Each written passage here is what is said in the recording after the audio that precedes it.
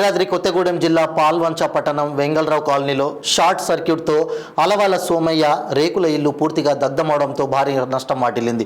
ఎలాంటి ప్రాణాపాయం కలగకపోవడంతో అంతా ఊపిరి పీల్చుకున్నారు. నిరుపేద కుటుంబం కావడంతో అభయహస్తం కోసం కుటుంబం ఎదురుచూపులు చూస్తోంది.